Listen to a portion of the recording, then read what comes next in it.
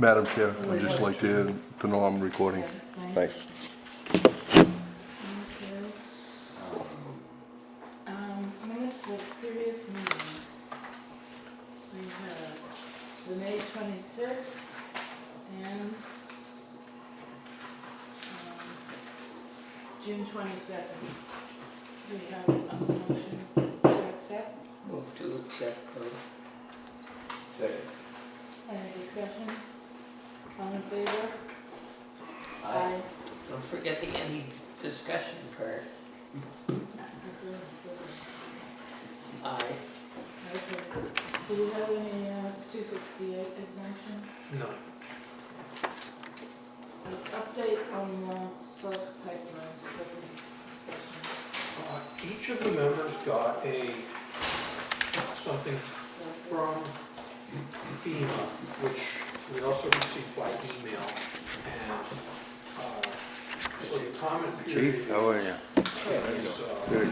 open. We note that there's a meeting in Greenfield coming up in the middle of the month, which is part of the scoping session for the pipeline process, and they promise a meeting in a date to be determined in Winchester. In Winchester, which would, I think, come forward to meeting our request that they have in Northfield. Our issue was, we'll be there, but it's not very convenient for us. So we're happy that there will be one in Greenfield. Planning Board Chairman Katie has resubmitted our comments. He read this stuff, and apparently that's what must have happened. And that's about all I know. Maybe be able to add something. Do we need to do anything else?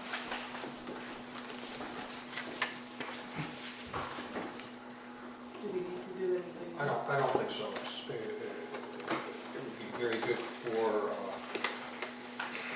the Selectboard to be represented at the scoping here in Greenfield on.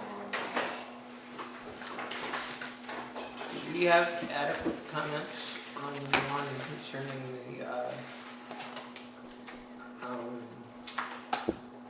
the pumping station? I don't know, Nick. I mean, that's a judgment call. Yeah, So I that's just what's don't know adequate, exactly but- what was put in on there. Today yesterday, some point I was listening to public radio and a discussion of these pumping stations and saying that they're really the worst thing about a pipeline because they leak, that half the time the air quality exceeds the federal standards, which aren't very high anyway. And I'm personally very concerned about the sound of these things. There's not an 80,000 horsepower pumping station anywhere close that we could go listen to, but even 40,000 horsepower pumping stations are, you can hear them from 15 miles away. So this is going to be a real concern. Unfortunately, FERC's never seen a project yet that they didn't like. They also want to routine vent the pipeline. So that there is a session in Greenfield on I said the middle of the month, it's July 29th, Wednesday, at Greenfield Middle School. And then they say on page 4 of this document that they're planning on holding a scoping meeting near Winchester, New Hampshire. So that could be the Northfield meeting being requested, for which the Northfield Selectmen are appreciative of our comments.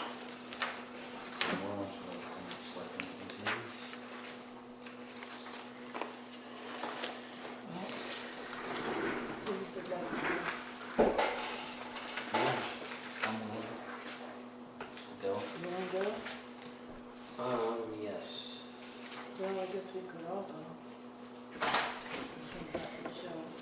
So Give them hell. My sense is that written comments are very, very important.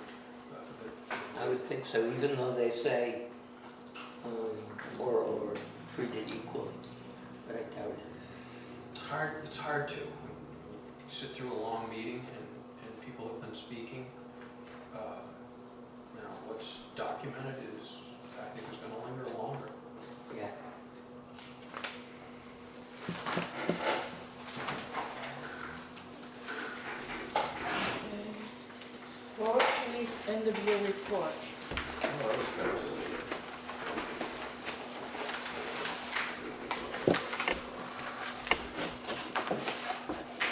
end of year, end of the fiscal year, we answered about 650 calls last fiscal year. Our total traffic citations were down, which is actually a good thing because it's our increased presence. People are more aware that we're out there nabbing people that are speeding, etc. One of the bad things that we have noticed is that alcohol and drug-related traffic violations have gone way up, like hundreds of percentage.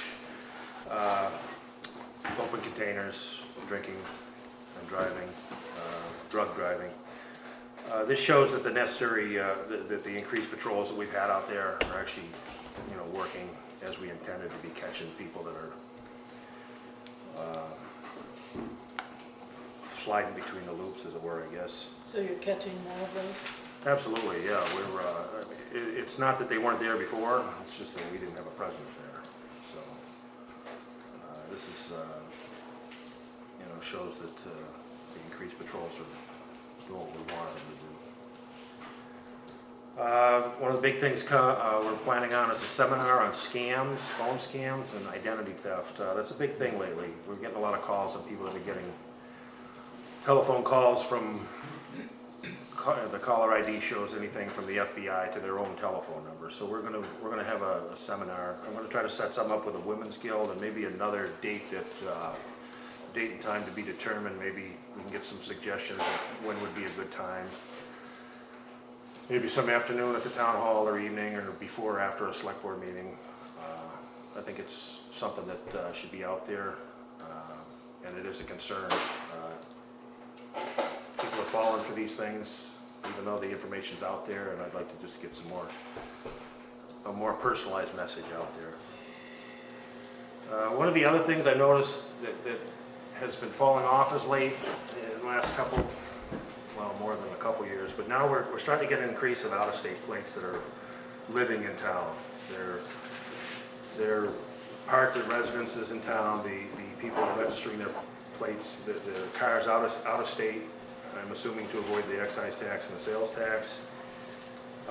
From now until August 1st, we're going to be recording plates. We're going to be issuing warning letters and warning citations if we see the cars on the road.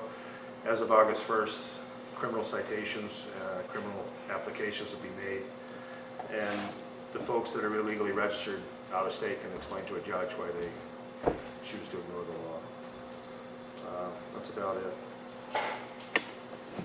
Okay, Chris, Go ahead. you're a sergeant in the New Salem Police Department? I'm sorry? Are you a sergeant in the New Salem Police Department? No, I'm not. You're not. So what I read online that you got promoted is not true? I'm not a sergeant. Are you a lieutenant? I'm You do work for New Salem Police Department. I'm concerned about a conflict of interest here, of how you can do both jobs. If we hired here as police chief here, and then you went back to the New Salem Police Department. But you're not a sergeant there? Madam Chair, Uh, I'm disturbed by Mr. Ruggiero's continued refusal to work with department heads independent of coming before the select board and attempting to embarrass people. I think that the decent thing and following our policy would be, if you have a question about the police department, contact the chief. If you have a question about the fire department, contact the chief. Don't come to the select board and try to grandstand. I'm not trying to grandstand. I think it's a legitimate No, question. Why it's haven't not here, Why not? because. This is the forum for it. This is the full authority. Our He's a policy- secretary. He's not a selectman. You No. guys are selectmen. You Yes. act like it. You know, why should, first of all, he doesn't have hours, okay? You can contact any of us, I can contact you. Well, that's just what I'm doing now. not in public. Why not? He's a public servant. And I asked a simple question. I don't see nothing wrong with getting a simple, honest answer. He answered you, Huh? he answered you. He answered around me. He works for New Salem Police Department, didn't get a promotion, but he still hasn't answered why it isn't a conflict of interest. No, Suppose New Salem, how can you say it's not? If New Salem has a crisis and we have a crisis, where does he go? He comes here. Huh? It comes Well, here. this, I'd like to hear it from him. Sometimes he didn't. I'd like to hear it from him. I would expect that. Is that the truth? If you have crisis in New Salem where you're needed and here where you're needed, where do you respond? I'm the chief of police here. So you would respond here? I'm the chief of police here. That didn't answer the question. You're the chief of police here, but that didn't say you would respond. Steve, he is not on trial here. I'm not trying them. Straight answer to straight questions. Please answer. This is a select board meeting. I understand it, and he's a public servant. And I don't have to allow you to speak. I Oh, have. we've, the thing You is, keep bringing up things and wasting our time. it's not wasting your time, it's simple questions people would like to know about their police department. Well, you can come to the select board, I am. not at the, Can I ask a question? The select board's only Yes. the select board in the meeting. Is there a reason that you don't want to talk directly with the police chief? He doesn't have office hours. you He's can reachable, call so him and He's reachable, arrange. fully reachable. Yes, he is. Well, I can't say for myself because I haven't called you, but from people I've spoken to, it's taken forever for them to get hold of you. So I just figure it's easier to just go here to your No. bosses, explain about what my complaint is, why you're here to hear it too, not go behind your back, and get the air cleared. I don't understand what the problem is with You that. always come here directly. You don't try to contact the chief. If you have an issue with him, that's your first step. I would, You Is there a rule about that? That's There our used to be, policy. but you guys only follow it when you want to. John, did you ask to speak? Because that's the way it is, David. We made them fucking rules when I was on the board. Please be quiet. You're not You're not going to be recognized. sitting in that chair much longer, I can guarantee you that. Fine. Neither will the rest of us. That includes you, Willie.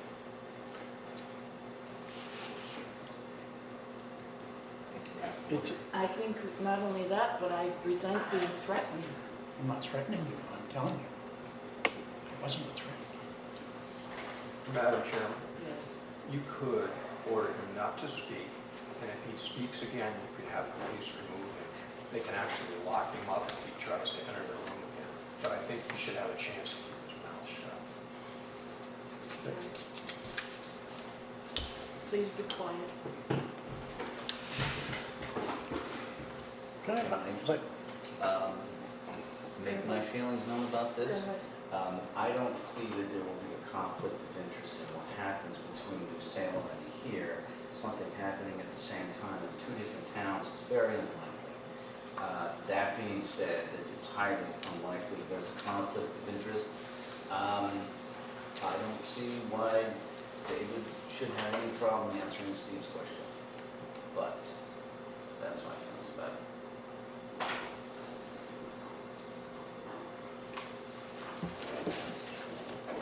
Would you like me to answer that, Madam Chair? Go ahead. You want me to answer? Okay. It's never happened before. I'm the chief of police here. This is where I would respond. it's fine.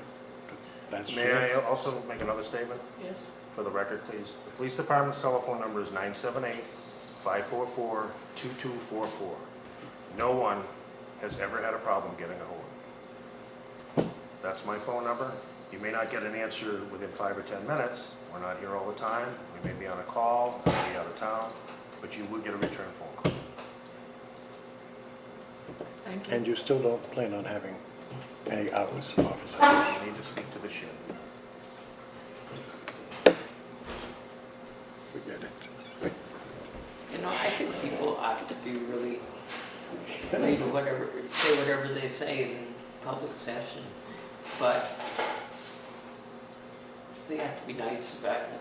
I thought I was nice. So that's my thought on this. That is, if you shouldn't have to go to a department head before coming here. It There's is something our that's wrong. policy though, Nick. It is. It is? Yes, it is. Oh, I'll be darned. Yeah. I know it is for formal complaints, but Well, this seems pretty formal to me. I was a question. think you could have at least made an effort to contact him. I just found out about it. He was meeting here tonight and had a meeting. This is something that's recent. Yes, David. Madam Chairman, I would just like to underscore what the chief said. The 2244 number is the non-emergency number that's answered by Shelburne Control, and anybody with police business that's not a 911 emergency should call that. And one reason that I understand the chief likes to be contacted that way is that then the call gets into the police log. Police logs are generated from that, and a record is thus obtained. I would like Mr. Kilpatrick's comment to be included in the minutes. Which comment? The threat. That wasn't a threat. Okay, wireless fiber optics, Nick, I guess this is yours. Okay. Let's see where we start on this. Oh, I'm sure. prepared to give a report from the broadband committee. If you want me to do that first, or Nick, if you want to go first, it's up to you. By all means. Okay.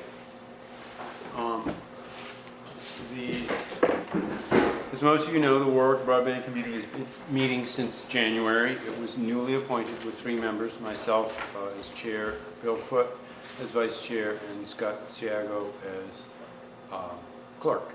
And we've been getting input from John Bradford, our Wired West representative, and David Young, the town coordinator. After hosting 2 informational meetings, we decided, we recommended to the select board that they not bring the issue of approving the whole Wired West plan on the May town meeting, and you agreed to postpone a decision on that until the fall. Since then, we've been working on, the main reason for doing that was that we were missing large pieces of information, not only from Wired West, but also from MBI, the Mass Broadband Institute. Since then, the committee has looked at what our options are long-term. And these are basically 4 options that we've identified. One being sticking with what we have and expanding as possible with repeaters to unserved areas. We have 53 or 55% of households in Warwick subscribe to Warwick Broadband now. It's going to get more difficult to get more because they're the harder to reach areas. So that's one option, sticking with Warwick Broadband. No having to raise debt money, no money from the state to expand it. The second option is what is being called a hybrid model, which is being pursued by the town of Royalston, which accesses some of the state money that's available, roughly half of the state money that's available for towns, and it involves using fiber optic cable and wireless in combination. It involves using towers, putting towers up in town. Town of Royalston is looking at a pilot program to do this. So that's option 2. Option 3 is the Wired West, a cooperative of 32 Western Mass towns to bring fiber to the home using state funds. It involves debt service and all that. And we do get 35 to 40% of the money of the cost from the state. The fourth option is using private vendors to provide internet services to build the fiber to the home network, and would also involve using state monies. But so that's the fourth option. On June 15th, the committee hosted a joint select board and finance committee meeting that had 2 presentations of the last option, the fourth option, private vendors. One was Crocker Communications and the other was Axia Consulting. Axia Consulting is the company that has been involved with the state on providing the middle mile here. They are also now involved with the last mile. They went through detailed presentations. They've given us spreadsheets which break down the costs. In general, the cost was to the subscriber was in the roughly $90 range. Some variation, they approached it a little differently, but both of them did not provide any method for the debt service being paid back. That is entirely on the town. If we wanted to surcharge subscribers, that's an option, but that's not something they get involved with. It would be the town and the town's MLP, the municipal light plant, that would do that, or light cooperative, I guess it is. There was also present the director of MBI, Mass Broadband Institute, there, which we were very pleased to have him. He's hard to get to meetings. He's from Boston, and he came and talked about the importance of even a small town like Warwick getting broadband internet. And he emphasized that they wanted to work with us, they were flexible. He did not have the revised premise counts that we've been after since April, but said we would be getting them in the next 2 weeks. I haven't heard any sign of them yet, but there was also some discussion of the planning grant, which MBI has now made available, and there's an application process. They envisioned that being used for legal and bonding assistance, but it's really up to the town. If we wanted to hire a consultant to do X or Y, you know, we could do that. The committee has also met 3 times with other residents from town. We did have an ad hoc group called the Friends of Warwick Broadband. And the last time we met, which is this past Thursday, we decided to basically stop that group and encourage those residents to come to regular Warwick broadband meetings with the hope of getting, if not appointed members, at least regular participation. We've had people like Ted Cady come, Andrea Woods, Brad Compton, Landor LeBaron, Erica Nygaard, people that are interested in broadband, involved in other town committees, and some of whom have some very helpful resources. Andrea works at FERCOG, which is connected with MBI in terms of administrating all this. A week or 10 days ago, we received from Wired West the draft of their business plan. I believe David has copies for each of the select board members. And it's quite extensive, 50 pages long. The financials are a very short part of that. And there's a lot of talk about the overall plan, what they want to do, where they're coming from, and very prominent in their talk is the importance of paying back the debt service to the towns. That's repeated in there as you read it several times. What's unfortunately not very clear when you look at the financials is where that shows up on the spreadsheets. Now, Andrea found out from MBI that they're hiring an expert financial person to go through those spreadsheets and to really vet them. I also talked with the chair of the Wendell Broadband Committee, Robbie Lepser, and there's somebody from Wendell who is also a financial expert on these kind of spreadsheets, to really look at, well, what are the assumptions? How are you coming up with these numbers? What's included? And that was one of the things that was very good about having Crocker and Axia here, is they detailed them all out, and they're not detailed in the Wired West plan. And for us to go with a plan like this, we need to know that they really thought about all this stuff and You know, there isn't major portions that are missing, you know, insurance, is it in there, you know? And so there's this other person from Wendell is supposedly doing another analysis. So I've heard of 2 financial analyses that are happening of these spreadsheets that are in there. There is a Wired West meeting this coming weekend, which John and I are planning to go to in Wendell, and we're hoping to hear more. They're looking for comments back, and I'm happy to take any from the select board to address some of the things that you brought up, Nick, in your letter, which went to David and me a week or so ago. There's a couple of things. First of all, you mentioned about a select board meeting, a special town meeting in September. I looked back to check what we had, what was moved in the minutes of the meeting where the issue was brought up, and it was specifically the fall. We did not say September. So Okay. I want to move on this as fast as possible, but I want to do it right. And and I know you're itching to keep, you know, digging into it. Yeah, I've got no strong feelings about September. It was just, maybe Yeah. my recollection was wrong.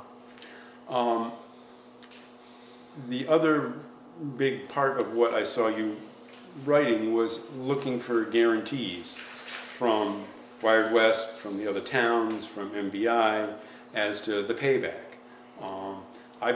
We discussed this before at a select board meeting, and I said, you're not going to get those.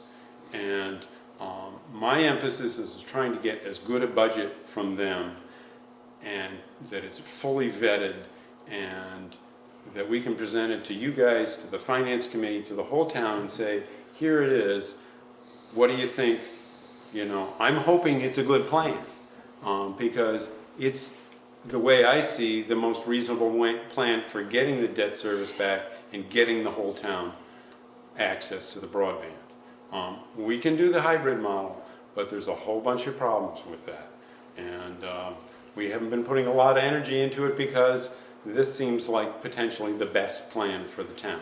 Yes, there's debt, but there's no way that I see that the town residents are going to support this if they don't believe that we have a sound plan. You know, when we brought up the issue of the new school here, we had a sound budget, you know, and it'd been looked over carefully. But there weren't guarantees. There could have been problems, you know. As it was, it pretty much came in where we needed it to. So, anyway, and finally, there's one other point that I feel like needs to be made in terms of respect. You've repeatedly said NBI, and this is the Massachusetts Broadband Institute, and we've been working with this agency for 5 years. I didn't heatedly say anything. I said what my understanding was, and if it was wrong, Okay. I'm sorry. I just, I it's wasn't just heated an to guarantee. agency that David and have been working with for 5 years, and I feel like it's a point of respect. You know, I jumped into this a little over a month after my wife passed away, and she was involved with this committee for 3 to 4 years.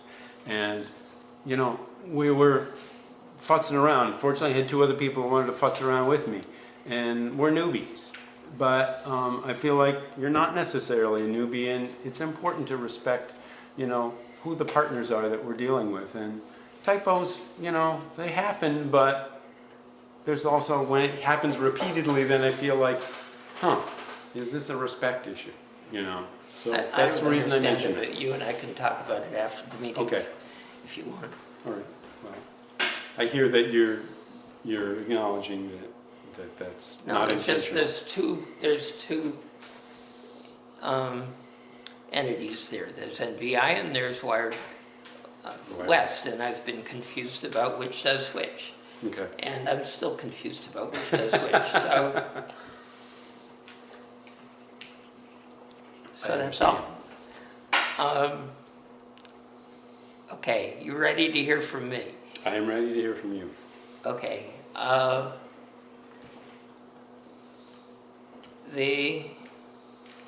Getting the the draft business plan is nice, but it confirms a lot that I've been worried about. It is very clear that payback means debt service and does not mean payback of debt, only debt service.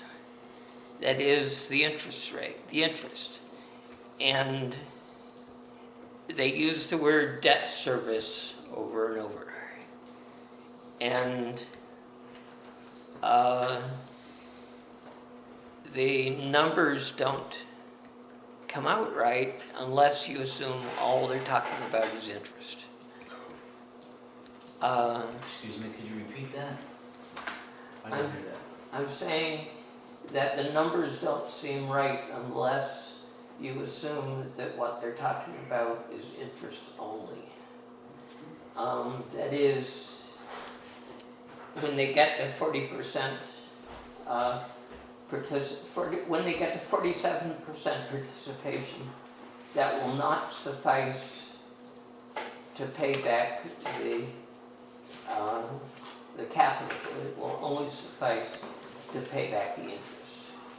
And it has been my understanding right along that we were talking about paying back the whole ball of wax. Yeah, it says, And you mentioned debt service. Same thing. Okay, that may be, Debt service to me means the interest. okay, that's not, I may have been using the wrong words, and I fully intend the whole ball of wax too. That's been my assumption all along, that Wild West, when they're talking about it, they're talking about everything coming back. But Yeah, except that I think that if you read the business plan, they can only be meaning interest because the numbers aren't there for doing the whole ball of wax. So the whole ball of wax involves another $40 per month per customer. Yes? I've consulted several data sources. Debt service means interest, sinking fund payments, principal payments, and/or lease payments. And I do believe they are asserting that at 40% or better, that this borrowing resolves itself. My observation is because it's a flat piece of paper, I can't test anything. I can't vary the interest rate. I can't vary the percentage. I can't test a dang thing.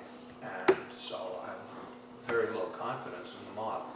Well, what you can do is you can look at their pretty graph in the back at pages 44 to 45, in which they show what they can do with 40%, 47%, I think 55% and 65% participation. And the narrow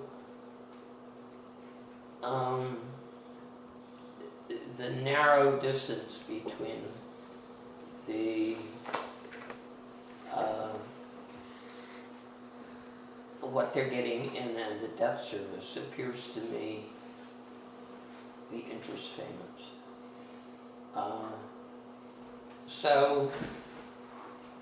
And what they make clear is how they can pay the interest.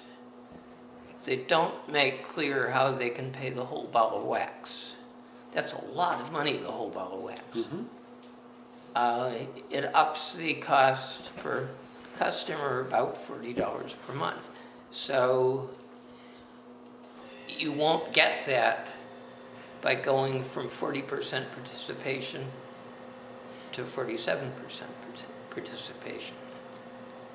It just won't. That implies that they have doubled their income essentially between 40 and 47. Can't do it.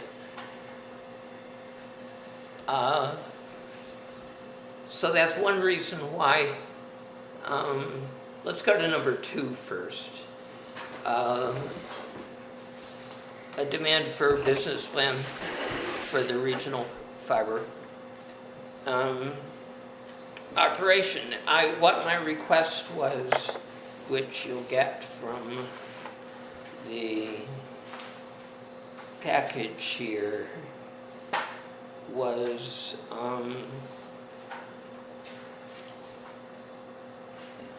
that the business plan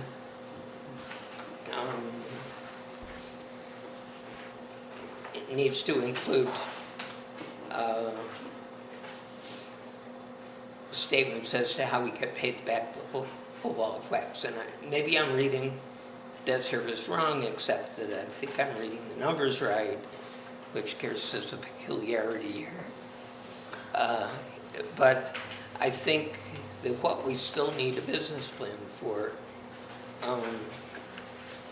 is for giving us information as to how they can pay back the whole ball of wax.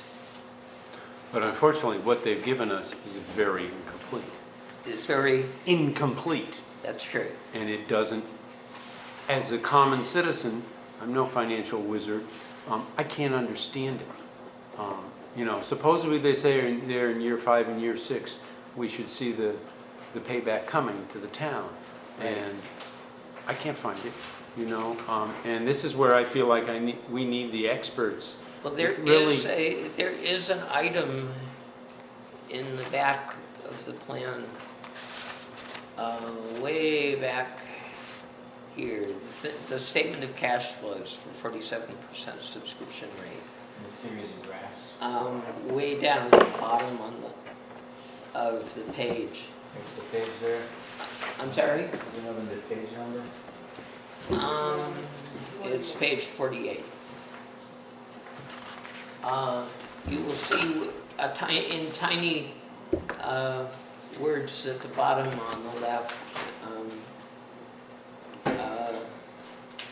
payback of debt service, and they've got a series of lines on when they are going to do that. So I find it reasonably understandable, but I just don't think that they can be doing anything other than the interest in that. Well, that's certainly a worthwhile question for us to pursue, and we can certainly bring that up at the meeting on Saturday. Okay. But I think as to number 2, what we need from them is a full business plan that shows how they are going to do payback. And so I think number 2 stays. Why won't they allow online, the plan online, at least the spreadsheets? Why didn't they want it distributed online? Yeah. I think they wanted to keep the channels to select board and finance committee people and broadband committees, and they didn't want it going all over. No, but they could still do that, just restricted to the... Yeah, it wasn't my decision, and I don't necessarily agree with it. But Because you could test things. what's that? You could test things that way. Number 1, the need for an agreement. The business plan is absolutely clear that they are not making any promises and don't have any responsibility for paying back the money to us. Now, you can't be clearer than that. That means they're not going to do it. Well, that's your interpretation. Well, but it does double the cost to the customers. Well, this is the kind of stuff that I feel like we need expert people to really vet this, you know, and I think your ideas here are good, but I don't think the timing is right. I feel like this has just come out in the last 2 weeks, and they're trying to get feedback on it, and MBI's hiring expert people to really go through it. You got a really good question about the interest. You know, is this just interest? You know, it's a whole different picture if they're just talking interest only. And I certainly hope that that's not the case, because I don't think the town will go for it, and I think a number of towns wouldn't go for it, you know? Yeah. And- I'm sorry. Carefully yeah. interrupted. Yeah, Nick, as far as your question about them not providing figures for when they'll be able to, on page 2, they say 40% partial debt service, which is interest, 47% full reimbursement, interest and principal, 55 and 65 full reimbursement plus additional return loans. And then, you know, the graph that you pointed out on page 48, specifically states that they'll generate on fifth year almost $3.5 million to pay interest for the debt service, and that's at 47% subscription rate. And Where, I mean, what line are you on? Is it under town, or is it under? page 48, yeah, under town, second from the bottom. Okay. Yep. Yeah, and I would note too that in preparing this plan and carrying this out, that they have people who specialize in this type of business and who know close ballpark figures for how to come up with costs and projections of this type. I mean, that would be just my expectation. And so I wouldn't say that I wouldn't expect them to be very far off.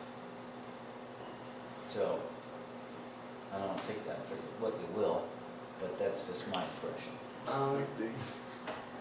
Well, the thing that I think we do need, and I think we need to put it on the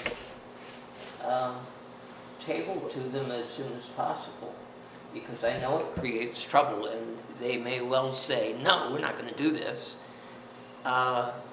is we can't put up $1.5 million to people who say, we're not making any promises, and we are,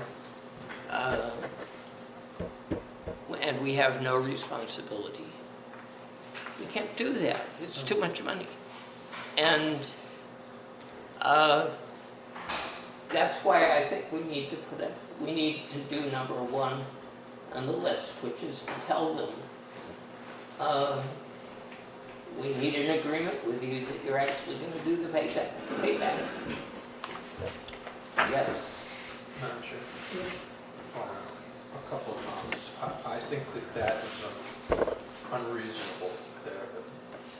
Nobody's going to do that, and I would suggest you look at it as you would look at an audit. If you read the language in an audit, a clean audit, it is so disclaimatory that you say, why did we just pay $15,000 for this? Because they've danced us around so far here, saying things like we only sample, we only take into account what management has represented. You know, there's just so much stuff that's laid on an audit that you wonder why you even had it done. But you had it done because it tests and it recommends improved management practices, and it's sure better than nothing. This particular business plan was sent to me as a Word document, and it doesn't have an embedded Excel spreadsheet in it, or a linked spreadsheet. It's just this big, it might as well be a PDF. It's a flat file, and I really hate it. It's not increasing my comfort level, Nick. I'm with you on that. This is a pretty poor state of affairs for as far into this as we are, from my perspective. I was asked not to share it electronically because it is a draft, and I can understand the author's desire to hold to that. On the other hand, it is a public document. It's in the hands of your town coordinator, and anybody who wants request a copy of it is entitled to a copy of it.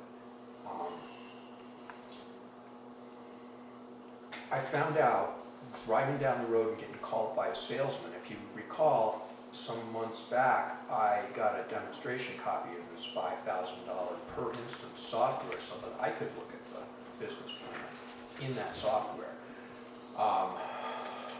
There were lots of nooks and crannies and folds and places to look around, but I did get kind of a sense of the depth of this business plan. And a salesman called me saying, well, why haven't you opt for the 5,000? And I said, well, frankly, the software is just too intricate, and doesn't this thing export to Excel? He says, oh, of course it does, but it doesn't have so many robust features, etc. And I described my discomfort and my desire to see a working model that one could seize upon a variable that you think may be a little bit dicey here and test whether this percentage works and what happens when it goes up and down, etc. And he says, well, aren't they using the web module? What are you talking about? Well, apparently there is a live version included in the software where any of us fools could go online and do exactly this across the web. Wired West, for whatever reason, has not chosen to implement this. And it's certainly going to need to get to that or to something testable to get me on board. But that web-based version of this software, it does exist. I found, as much difficulty as I have understanding the Wired West business plan and model, I found the fact they had $740,000 in annual Wired West salaries just appalling. Appalling. I mean, we run. What was that figure again? It's about, I mean, if you add it up, I'm sure I'm off $1,000. $740,000 of executive director and chief technical officer and all this stuff.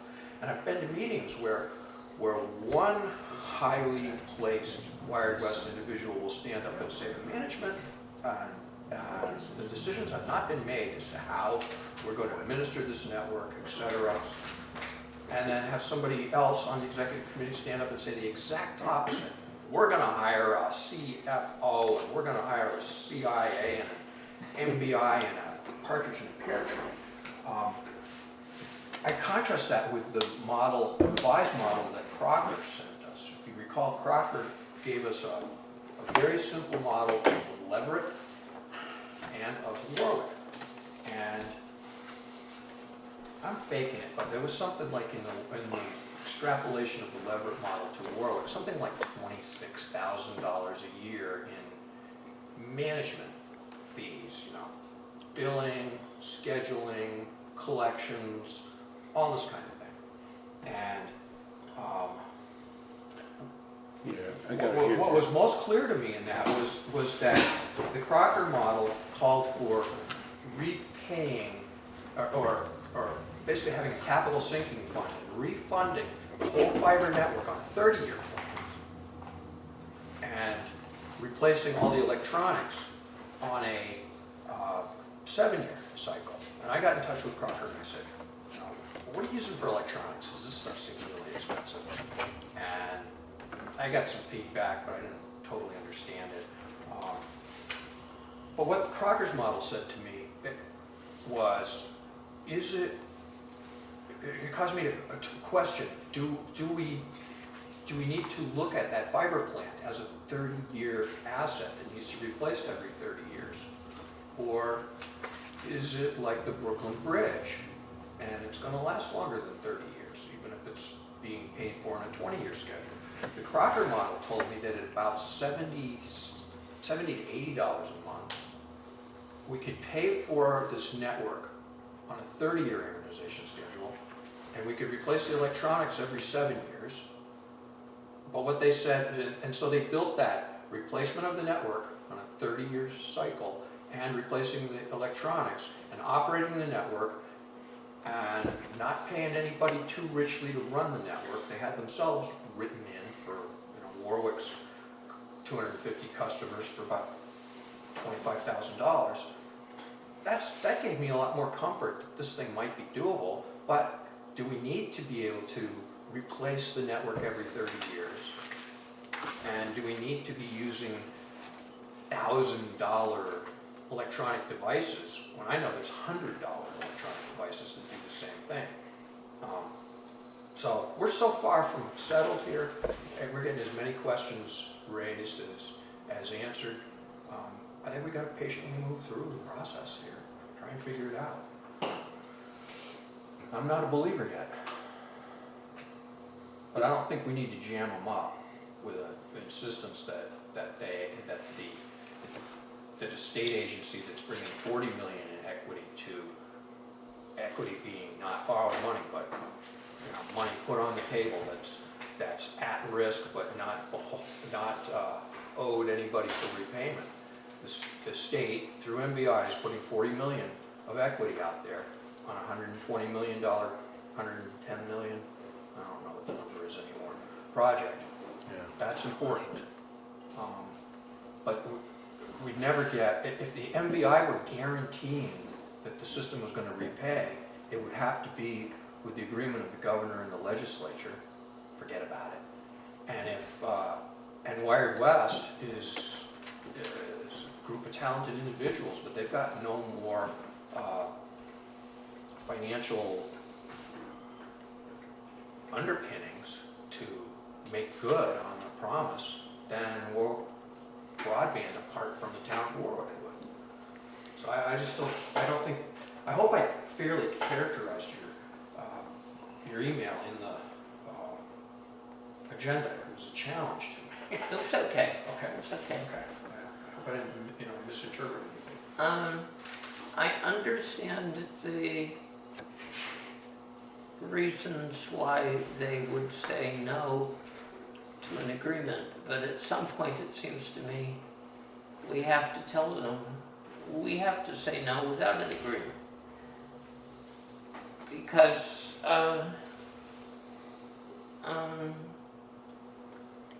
of two things. One is if they keep saying we have no responsibility and we're making no promises, we have to question how solid is getting our 1.5 billion back. And the second thing is that the total price is real high. I got convinced, I think by you, that maybe Warwick could be subsidized in a fairly substantial way by the other towns because they would have lower prices. But if you look at the business plan, there are numbers you can derive from it as to the average cost of payback and the Warwick cost of payback. And they're pretty close. The average is $4 and the Warwick is $5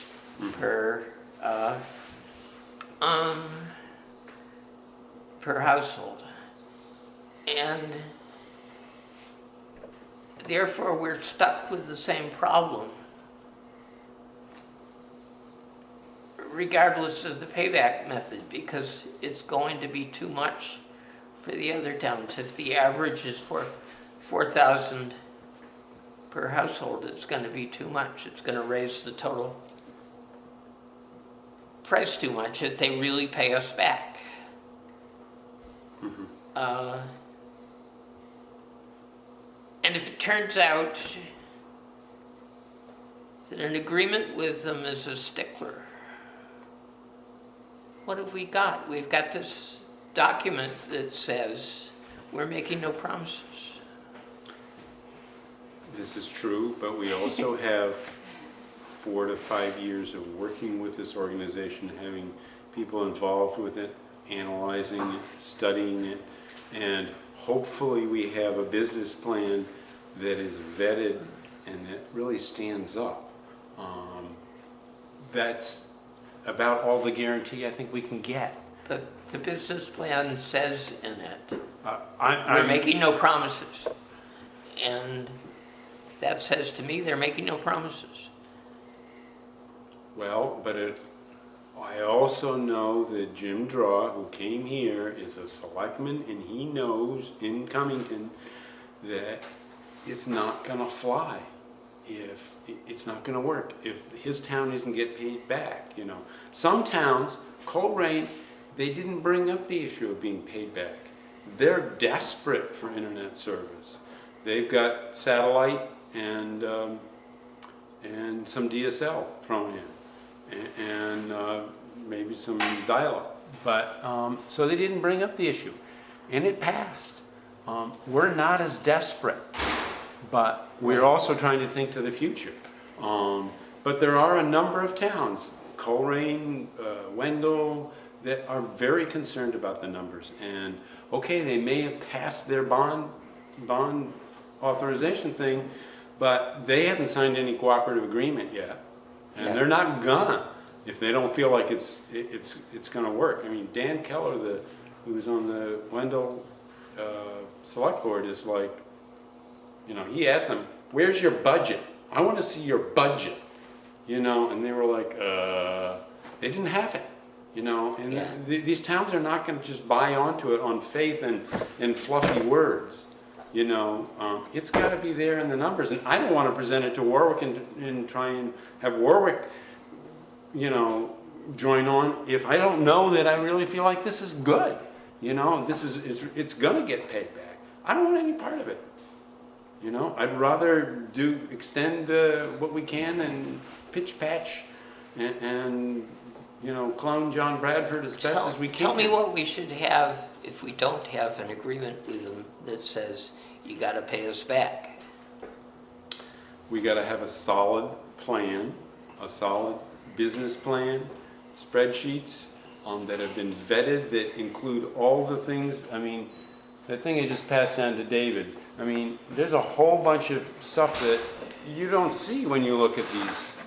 You know, we need to know, is the insurance in there? Is this enough? You know, what about these salaries? They seem really high.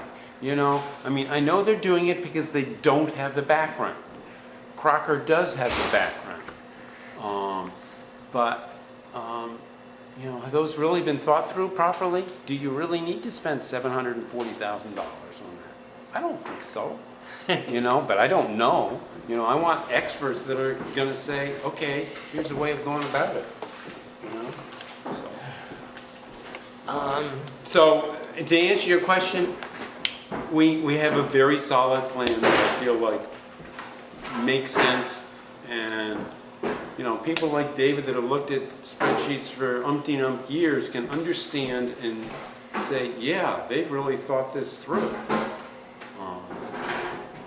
But no, I don't think we're going to get the guarantees. You know, as you said, you're going to have the governor signed off on them, and that's not going to happen. What do you guys on the select board want to do about my four simple proposals? way to look at this, Nick, to see if we could service the debt here. And that would be to take the number of households currently paying $50 a month for internet service through, you know, Warwick broadband, multiply that, find out what that figure is, and figure out how much the debt payment for the first number of years will be on the loan that we would take out. And that will tell us pretty much whether it's going to fly. I mean, that's a very accurate figure about, you know, what's going to go on in this town. You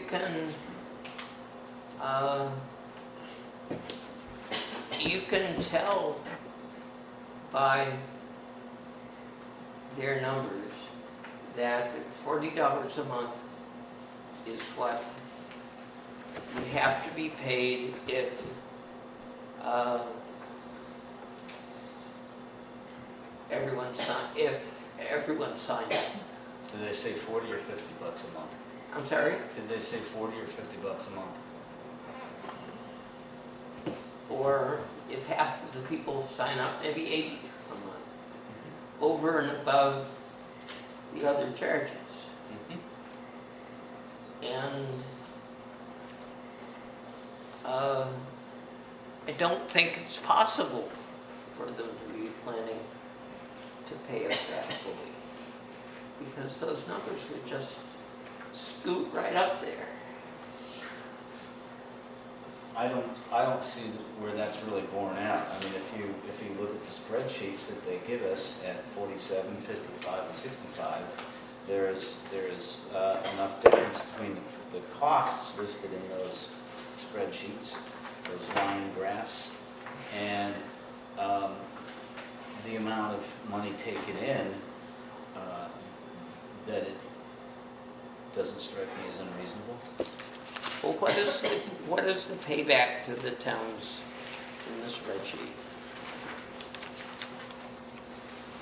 I think it's the second to the last line on page 48, and The town section. and can you read those numbers? 3,438,933. Where are we reading from? Because Year 5, the town section, the next to last line. It says member right. distribution for debt service. And I mean, if you want to figure out how much, or whether that would service the debt, then you just figure out how much all the towns aggregated would have to borrow, what the interest rate was, another $3,493,000 we paid. Well, it's $54 million, and it's 3% per year. So it's 500,000 times 0.3. It's around 160,000 per year for the interest alone. Isn't that 1.6 million? I'm sorry? Isn't that 1.6 million? Anybody got a calculator? 3%? No, I'm talking about their 54 million. It should show up in their spreadsheet what the total is for their 54 million, which is Warwick's 1.5 and Wendell's something and blah, blah, blah, the total of it. Yeah, so that'd be 1.6 million interest. For Warwick, yeah. No, for the total of the 54 million at 3% interest. Um, Yeah, 1,620,000. okay, So, yeah, that's So right, per year. yes, And per month, it's therefore going to be around 120,000, yeah. a But little more. what are the numbers 1.25. here? Because I can't read them. Tom? Nick, And then it's I feel like we can last study this till we're blue in the face, but we know that a lot of this has got holes in it and assumptions that are not right, and we need these people to vet it and ask the questions. And I'm just saying, well, can we get another month or two here to really, come up with a more, an official business plan that you can really dig into and pull apart, and it's got the assumptions laid out, because this doesn't have any assumptions laid Right. out, and I'm very unhappy with this, but I'm hoping we can get to something that really works. But I think we're wasting our time writing letters and demanding stuff, or trying to analyze this anymore. I think. Well, it wasn't here when I wrote this. Oh, okay. It's not a response to the business plan because Yeah. there was no business plan when I wrote this. Right.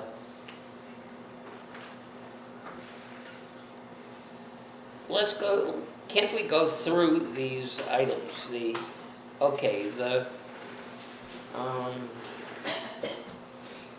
number two, number one, you're not going to approve, I think, because you say they won't do it. And I say, therefore, we need to tell the voters, vote this thing down, because if they won't give us an agreement, we can't do it. And I think they should be told that at the beginning, but you guys may disagree. Yes, I do. I mean, I agree we need a little more concrete information, but I think that we can crunch numbers well enough.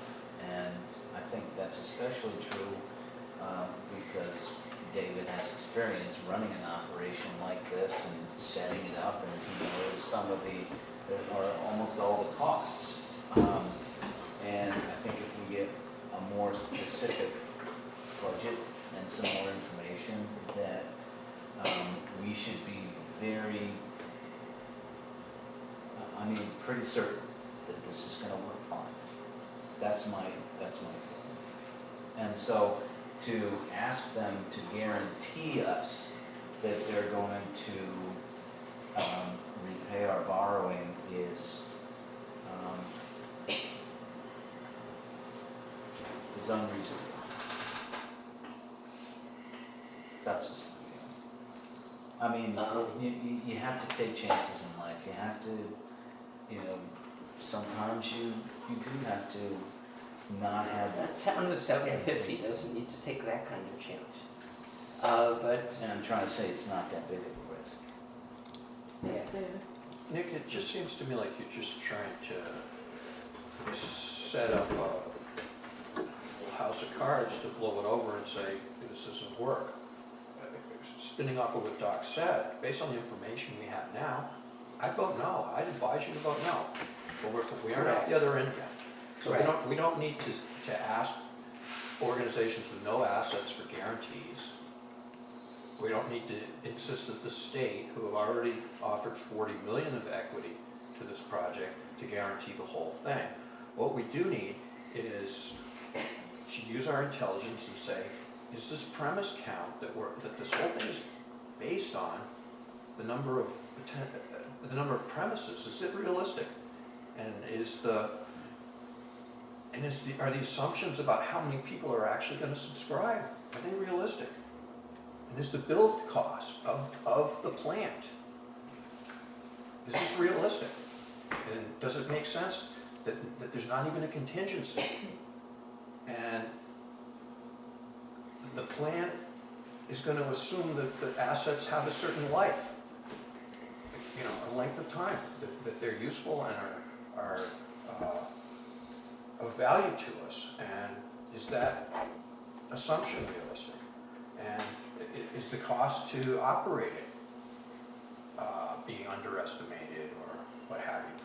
Those are the kinds of things I think that down the road we can make judgments on, but not, if you don't agree to guarantee this, the heck with it. Because like I said, any audit that you read, or for example, an investment prospectus. If you read the investment prospectus in 1980 for Apple, you would have been scared away because of the statements that they legally must make in that kind of endeavor. But had you put $5,000 in Apple stock at the IPO, been allowed to, and done so, you'd have $1.3 million today. It looked like a pretty wacky idea at the time. But so I don't like your three premises at all. But I think that your concerns, your overall concerns, are 100% valid, and we've got to tease this out. But we don't need to say the state, Wired West needs to guarantee this. Hey, if they all signed in blood, the guarantee wouldn't be worth anything to me. Well, it would be worth more than if they say, we're not making any promises.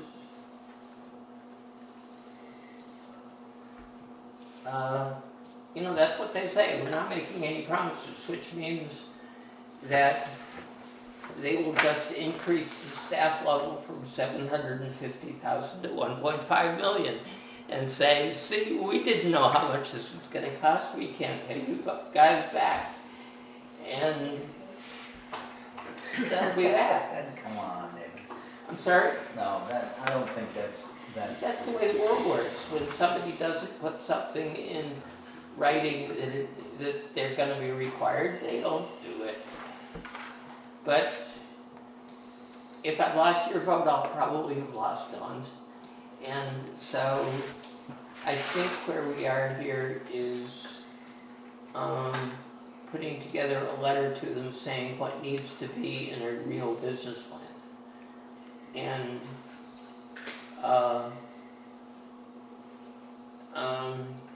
and we don't have quite as much urgency if September is in fact not our date. That's correct. So what I would propose at this point is, number one, just to let you guys know that I am never going to go for something that doesn't have an agreement in it. No matter how much it looks as if maybe they could do it. But right now, all we need to do is, I think, tell them this business plan is no good. Here's what specifically you need to put in it. They're looking for those comments, and I think that would be very appropriate.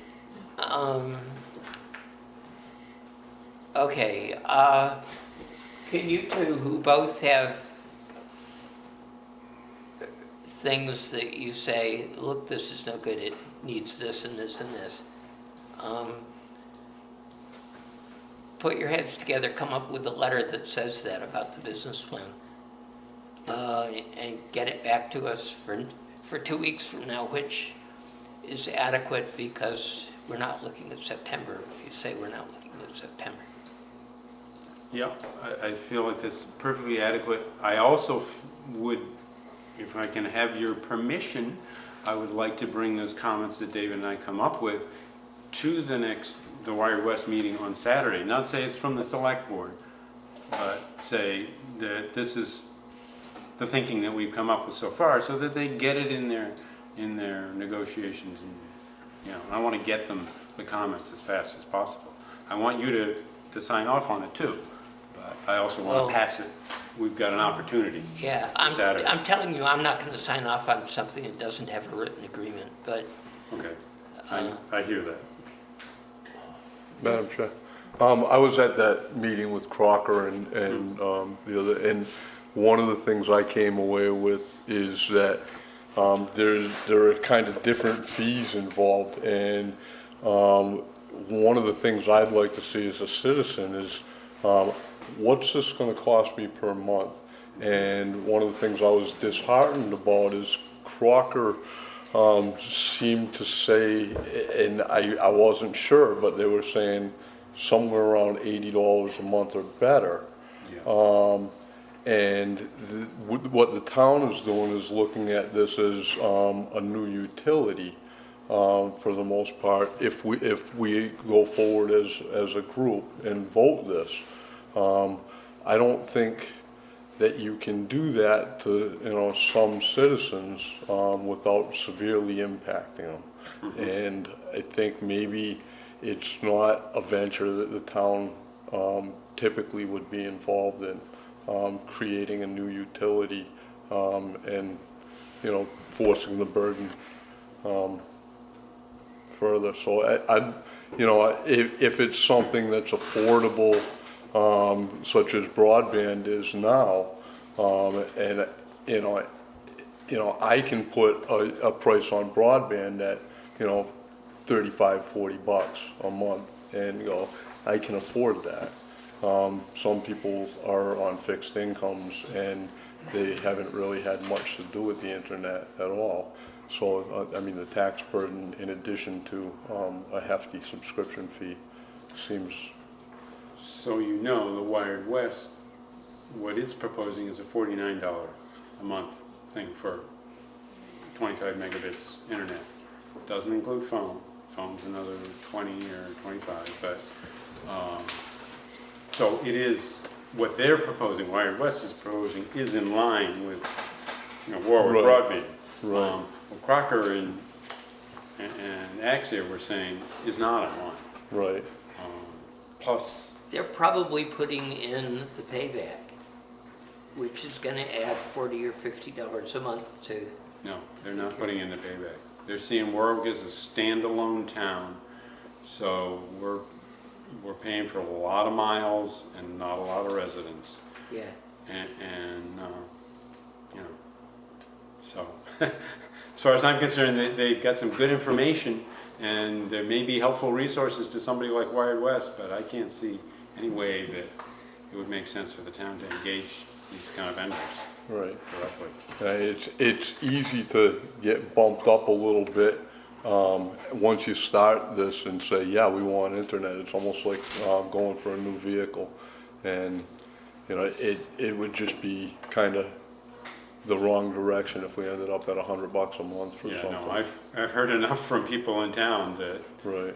they don't want to pay that, and it's, you know, not going to work, you know, and so. Well, I'd be in that's- favor of a $50. I think you need to look at that to the whole thing, because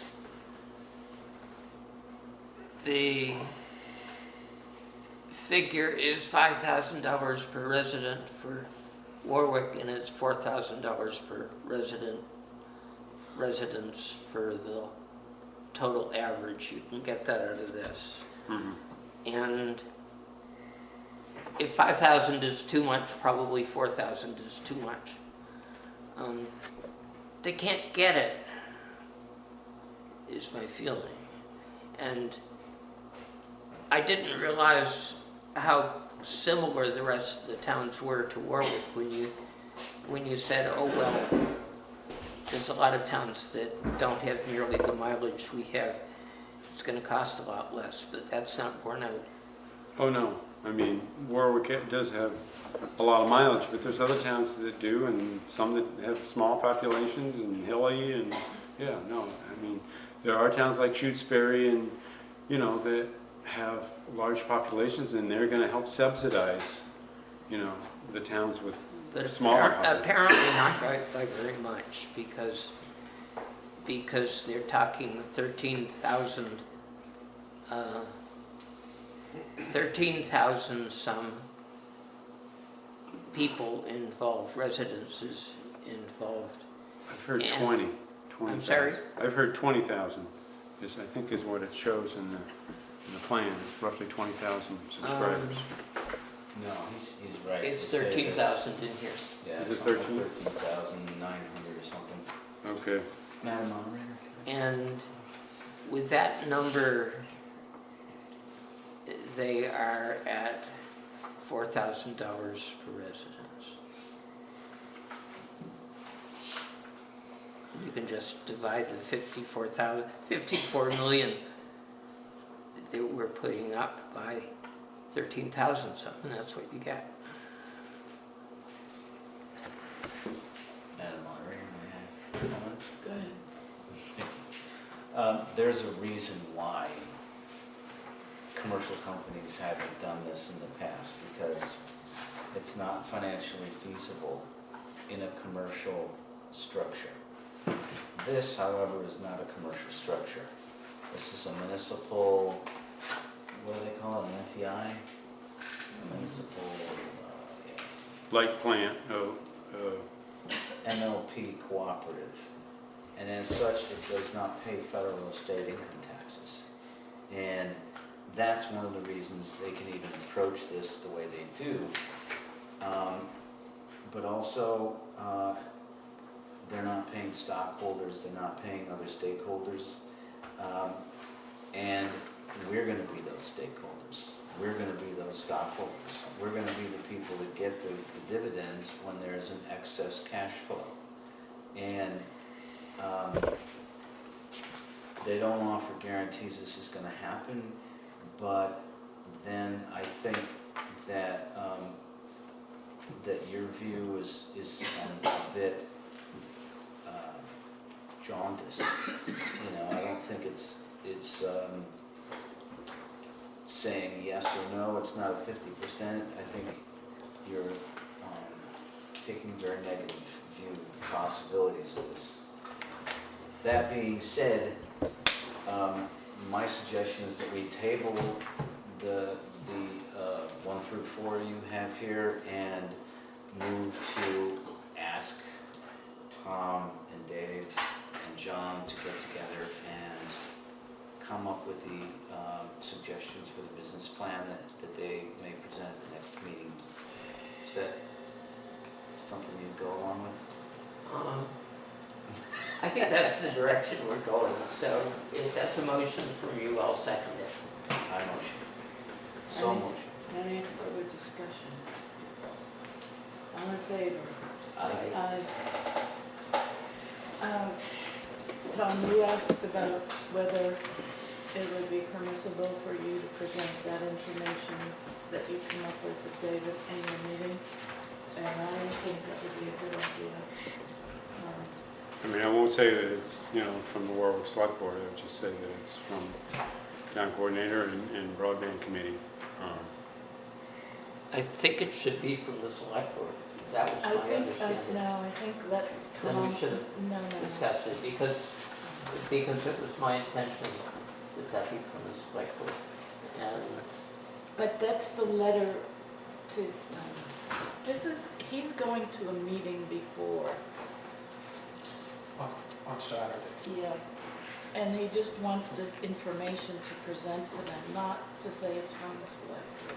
This is not a, We can follow it up with a, letter that's, signed by you guys and sent to Wire Well, West and sent to. right, what comes to us from you guys in 2 weeks is a letter for the select board, correct? yeah, Right. Okay, then we don't have any problems. Okay. okay. The meeting on the 11th is the Warwick West meeting? Yes, it is. Okay. Wire West delegate meeting. Sorry, I'm getting confused. Okay, regional kennel agreements.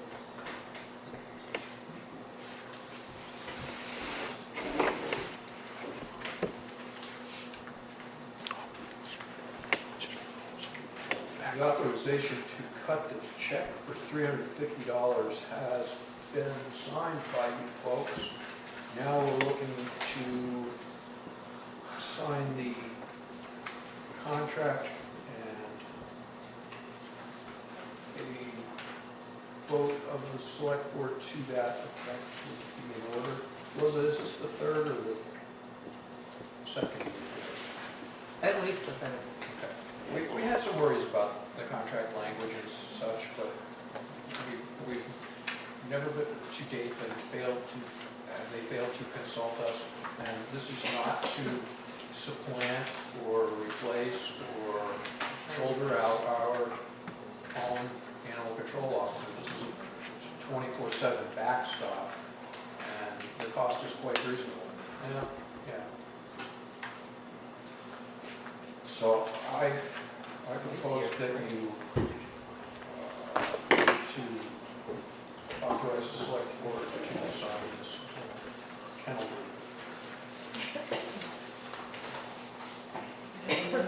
I'd like to hear from Rosa first. Then fine for me. I had one little thing with the way they dealt with the dog that I had to bring in. It was just kind of, So you want to do it? yeah, oh yeah, overall. Okay. I don't know if they're open, they're not technically open 24/7, but I guess you can contact them. What it is that's where the dogs that are picked up, that's where they will be housed if they're not claimed. Then they go there, they get adopted. If there's any exceptional veterinary care, they do bill the town, but I still do the Yelp for Help, so there's money that doesn't come from taxpayer money. So overall, it's worked well. I don't think it's actually turned out to be less money than was originally projected. We only paid $350 a year, and it's actually budgeted $700 every year. So they do keep the costs down, and they have a knowledgeable staff. And I don't see any downside to the town of Warwick being involved in it. Okay, and the motion is to authorize signature by the chair, correct? So moved. Second. Any further discussion? All in favor? Aye. Do we have any select board reports? the end of the year reserve fund request was Oh, out of the picture. update on the end of the year reserve fund request. I simply want, this is before the finance committee, who will meet tomorrow night. There's $5,600 for insurance costs, and these are all FY15 that ended a couple of days ago. $5,600 for insurance costs. Those are because we added several vehicles during the year, and our insurance company didn't bill us for it till the last day of the year.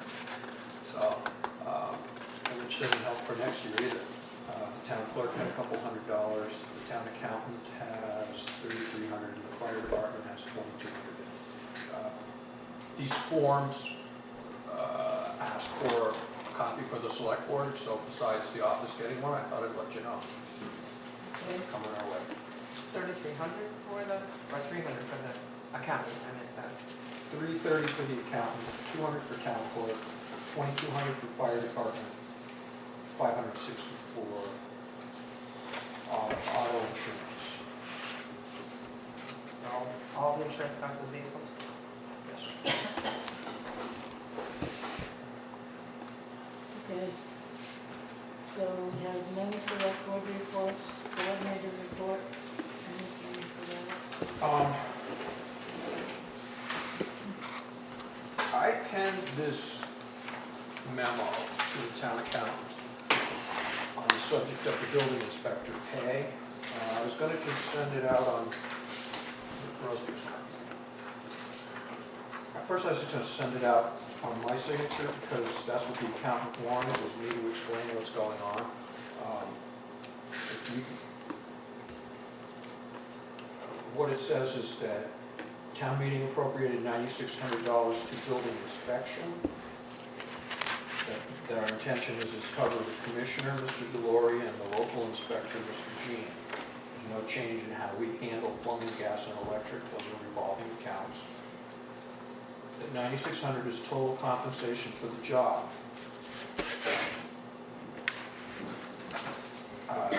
What seems to be undercurrent with the, I call him building inspector, the law calls him the building commissioner. I think all along he's wanted additional compensation. You know my feeling that we're paying too much already. Yeah. And so what I want to send back to the accountant is the message that the department head's in charge, and neither the town meeting nor the selectmen are interested in chumming the waters with any more money to do this job.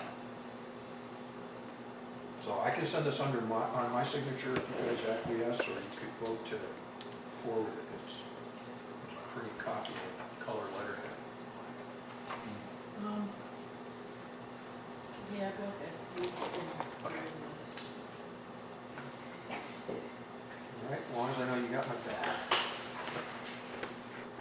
We're on the same page.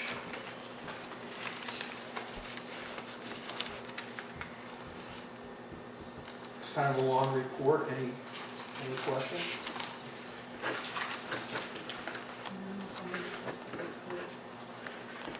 No? Okay, do we have any new or unfinished business? I do. Yes.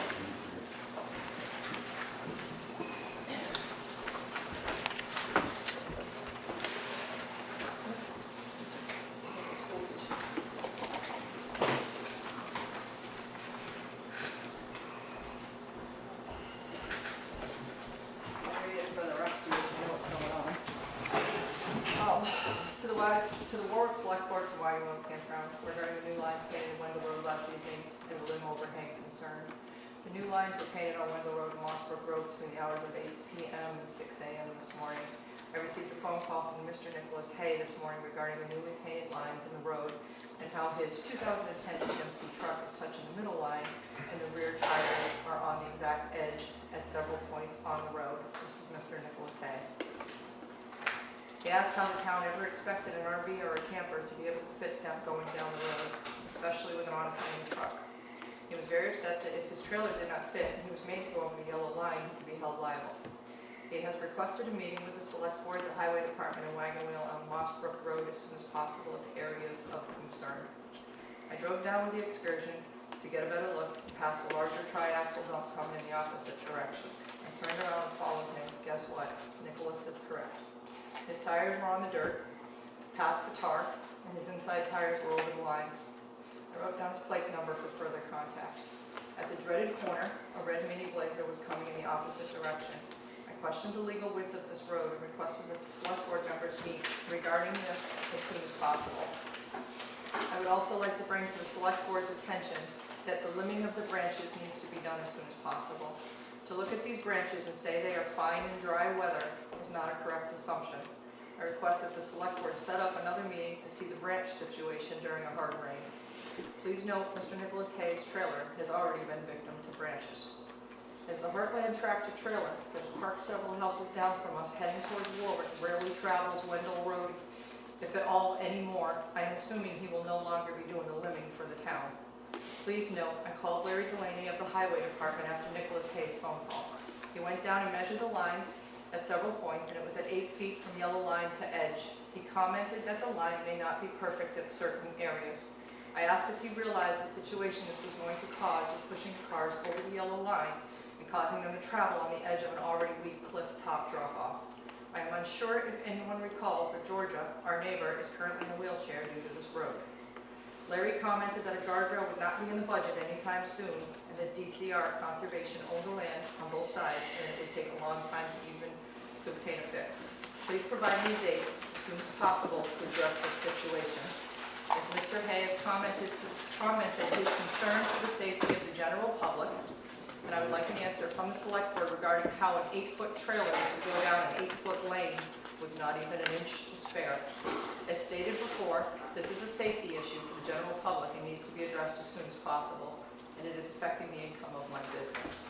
Thank you. The other concern that Nick Hay brought up was that technically trailers are 8'6", the interior is 8 feet. So you have an 8'6" trailer going down an 8-foot lane. Can I address this? Larry Delaney, Highway Department Superintendent. When we talked on the phone this morning, what I told you was the road was 9 feet. You said it legally has to be 9 feet. It's 19 feet wide in most places. There's a little variation in the pavement. Yeah.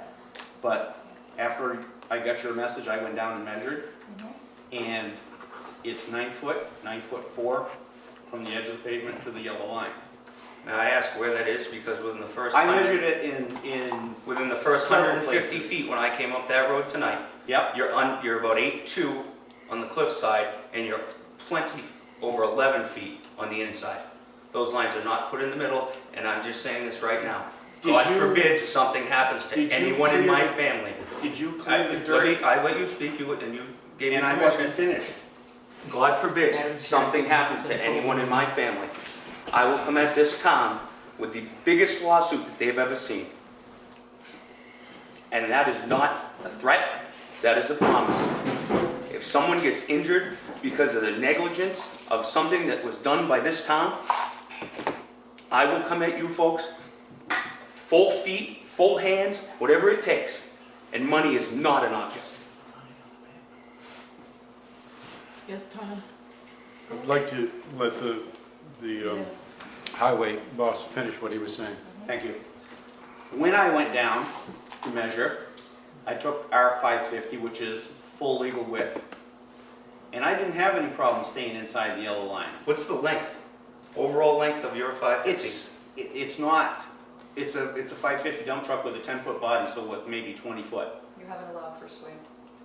What's that? You haven't allowed for swing on a 40-foot trailer. I'll allow you to true. put my 40-foot trailer behind your neighbor and He's stay within speaking. the line. Please be quiet and wait your turn. Go ahead. Federal Highway Administration recommends a center line with pavement 18 feet or wider. That's 19 feet. Correct. Okay?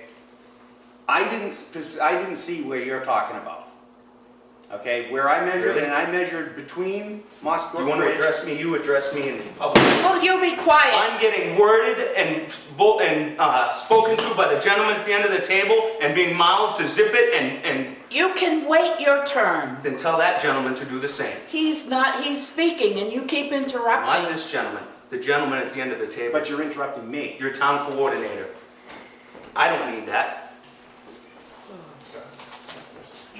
Go ahead and finish. I apologize. Oh, okay. Federal Highway Administration recommends painting a center yellow line on pavement 18 feet or wider.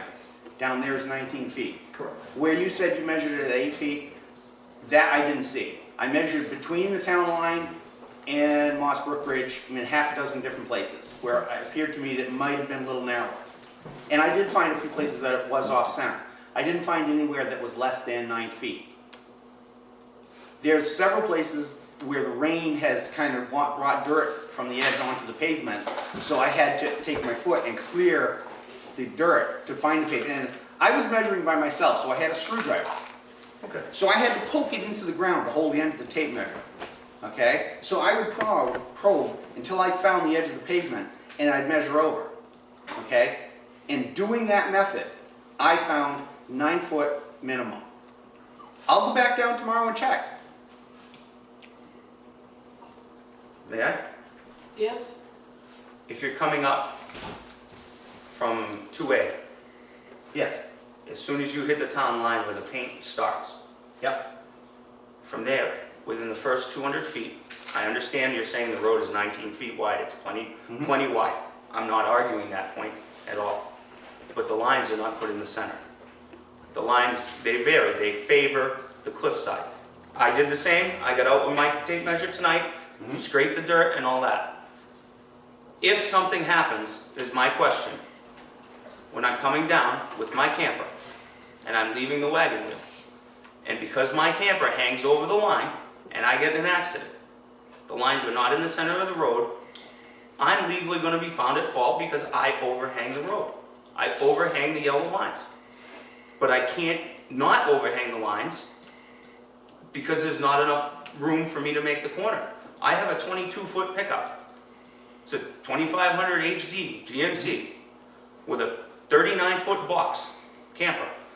I'm 41.2 from my tongue to my rear bumper. My question is, do I need to have a police escort from the town of Warwick every time I bring my camper in and out to make sure that I'm not found at fault if, God forbid, something does happen on Wendell Road, from the town line to the corner where you go into the Irving State Forest, because that's where the road changes. It shows the double lines and the road is significant wide. The width significantly increases. Yes, it does, at Quarter Road. Yes. I can't address whether you need a police escort. What I can address is, if I find that the line's not in the center, I can have the line company fix it. I didn't see it today when I was down there, but I also didn't get Kim's message until after noon, so I was kind of fast. But like I said, I measured in half a dozen places and I didn't find an issue. I'll go back down tomorrow and check it again. I don't have a problem with that. Could you make a phone call to Miss Smith and she can make sure We're that someone asking from for- my We're family? asking for a select board meeting, off-site meeting to see it in person. I'm trying to kind of help you guys not to get sued again, but Yes, What David. do you want? You want me to call you at 6 tomorrow morning to go down and measure? Is that what? no, I'm asking, our request is to the select board to go see the situation and see the measurements and see the limb issues that's affecting my business. If not, I'll bring it to council if that's the way you would like it addressed. I'm trying to meet with you nicely and I'm asking select board to meet me down there regarding this corner. My main concern is that corner. If one of my children gets hurt on that corner, they all drive pickups, they don't speed down that road. And there's a big issue with that road. Which specific corner so I can write it down? That's the one after your, the water place where everybody, we call it the sip and stop. It's at the corner, and you keep going straight, and then you have a left-hand corner. That's our main concern right there. And when I was following this triaxle today, Heading south, go over the bridge, you Right. curve to the right. It's the one where it starts to the left. The second, which, what's that? No, it's south of the bridge. Yes. Will be the bridge and the tunnel. correct. The issue is between the bridge and the town line, south going down the hill. You know, my Once you're north, it's decent. my next issue is, how do you have a cliff like that with no guardrail? What's the legal description of needing a guardrail on a road as far as the drop off on the edge of the road? That I can't I say. have a phone call into DOT, well, it's the federal DOT, to ask for the legal descriptions of it. They said they were a skeleton crew today because of the 4th of July. So I'm having to deal with this today, and I can tell you right now, I'm exhausted. So I'm offering you the opportunity to address him and his concerns that we obviously have a public safety issue. And if it's not in the budget for guardrail or whatever, you know, the other issue is, and I brought this up with you today, and I will say you called me back right away, and I thank you, and we're not condemning you for whatever. We're just saying that the lines in the center ain't making no sense. You got 8 on one side, you didn't allow enough on one side, and you've got 11 on the other side. So we're not saying the road is not 19, but in places it's questionable. And we can go down there, and let's sweep the road, and we'll get all the dirt off and find out exactly where the edge is. You know, the other question I have is why there's not a white line on the edge of the road. And the new lines going towards, like Don's house, there's white lines on the edge. So I'm questioning why there's no white lines on the edge of that road. Because you need wider pavement to have the fog lines and the center yellow line. So on that edge, where you're right on the very edge, where we have cracks and everything, and I explained my concern was that you're asking the cars to travel on the very, very outer edge banking of that, and it is not stable. We all know Quarry Road is not stable on the edge. I tell everybody don't drive on the edge of Quarry Road. We've had 2 cave-ins right on the edge. 2 years ago, we had 2 cave-ins. I have pictures. So what I'm asking is to the select board, will you please meet off-site and see what we're dealing with? Because it's an emergency situation. You're not gonna fit, and I'll take a 40 trailer, 40-foot trailer in each direction, and you'll see where my problem lies. You haven't allowed for swing on the 8-foot side, and you're gonna catch trailers. Chief Gates. Could I make a suggestion on that? I mean, that's a dangerous road. I'll totally agree with them. It's a dangerous road. Is there any possible way to make it into a one-way road, or just shut the road down and go around the other way? You could restrict it for the size of the vehicle. I mean, I drive that road every day. I know you gotta be careful and drive carefully on that road, because some people don't, and it's a real dangerous road. It really doesn't matter where the line is. The fact is, it's a narrow road. I would definitely, I will check that line issue, and if it's not right, we'll get it fixed. But if it's too narrow for that size vehicle, then the solution would be to restrict that size vehicle from that section of road. And if you do that to my business, you're gonna see a lawsuit beyond catastrophic proportions. Well, Fully prepared financially to address that. Don't you agree that road is dangerous for, I mean, if you have And that's a a road, pickup truck yes. in a camper, you don't have any room. So I have a grandfathered campground, you're not gonna allow me access from that direction, you're gonna send me up Hockenham? Go one way that way and then go back the other way through Hockenham. Why isn't there a We'll address guardrail this on with it? the There should be a attorney. guardrail on it. It's so intimidating for first timers to come in there It is to scary. see that. I remember your truck Sorry. over the edge. I remember your truck over the edge, the other edge.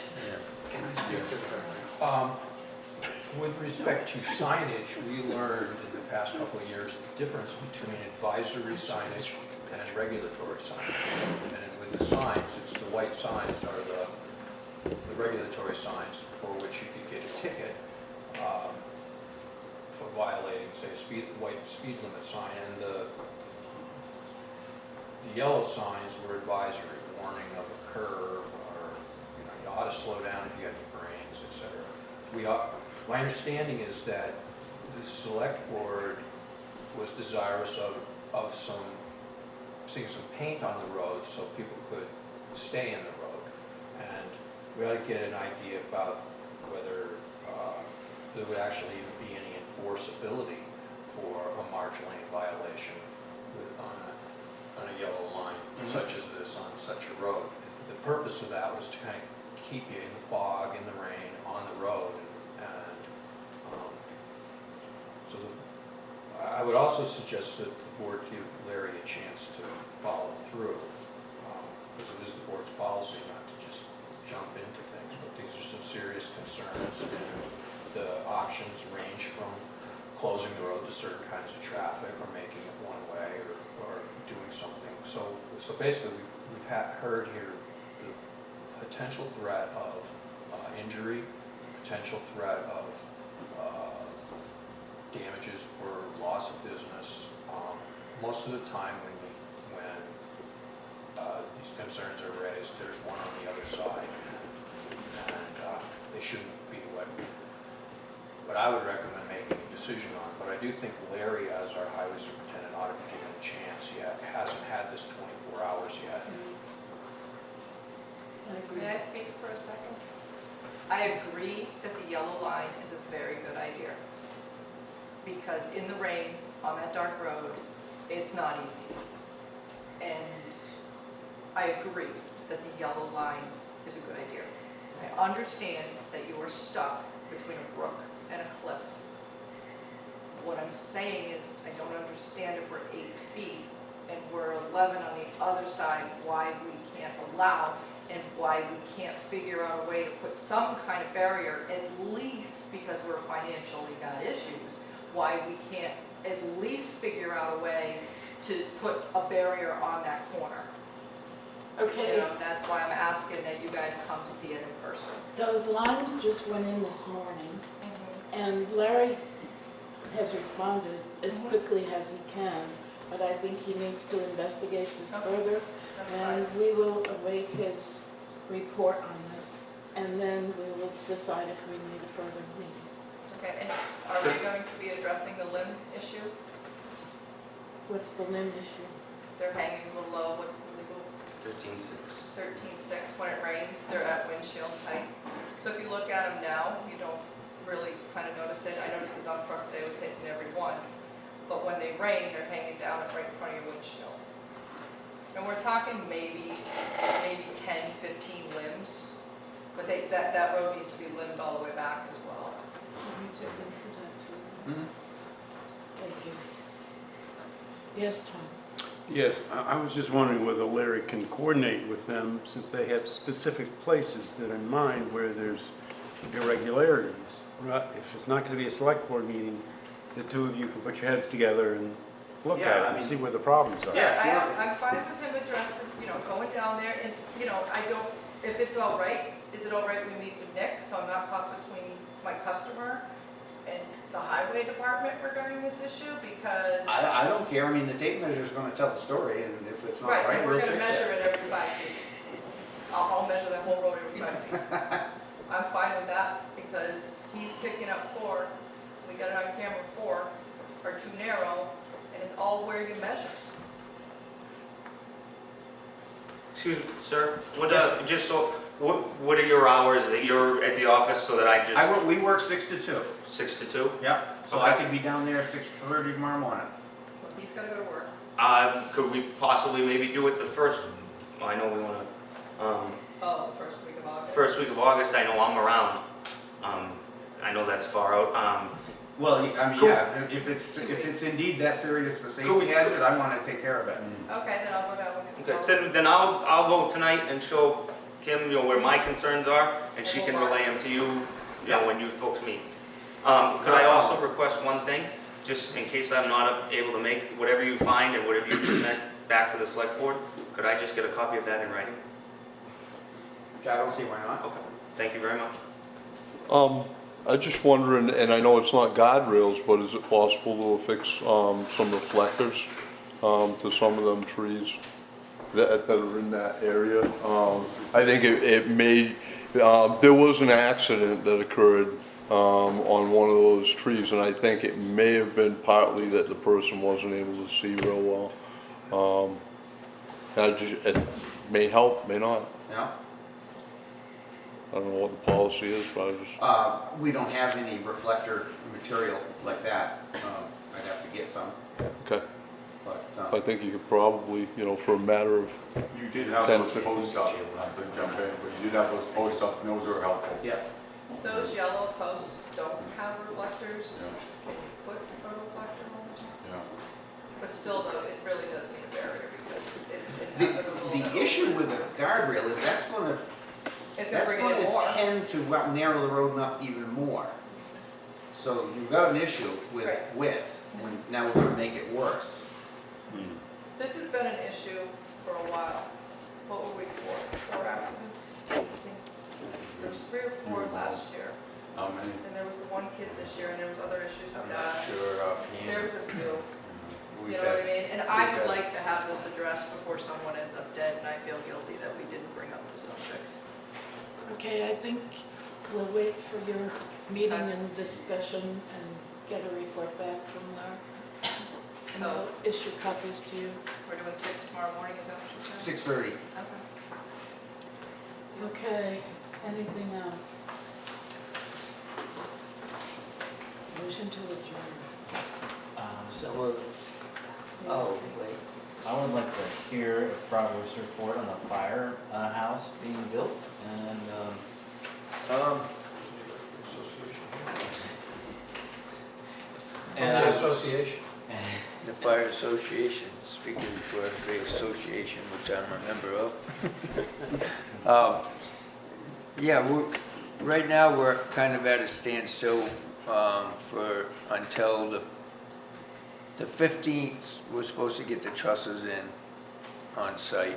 And then, of course, we have the chicken barbecue on the 17th, hope everybody got tickets. So we're gonna skip that week. The following week, we're planning to go back at it and hopefully get the trusses up. Then go from there. We don't have any set time when we're gonna get the roof material in or anything at this point, but we're working on it. We're looking into some donations, possibly for the roofing material. We're checking all our options out right now as far as donations and whatnot. well, I would just like to say that your efforts make me immensely proud to live in this town. Thank you. yes, thanks.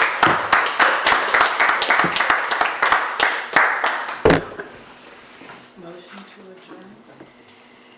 I was just gonna say, is there something on the Warwick website about, it would be, might be a way of getting some contributions. Right, we started a GoFundMe site, and I guess that's probably what I should do is get that to Ed, and I know the Athol News put something in there. Because the more we spread the word around, there may be some people with deep We're trying. pockets. Yeah, Got in newspapers, television, great. It looks great. Thanks. Facebook, all that. We'll actually be doing a little work tomorrow at 3. Yeah. And, My horse would love it. huh? My horse would love it. Yeah. That's what Scott says, no, it's not happening. Not in the garage. It's a rural fire department. Not that road. Need a horse to pull a buggy, let me Yeah, know. we need a bucket brigade. And here, may I have a copy of that? This is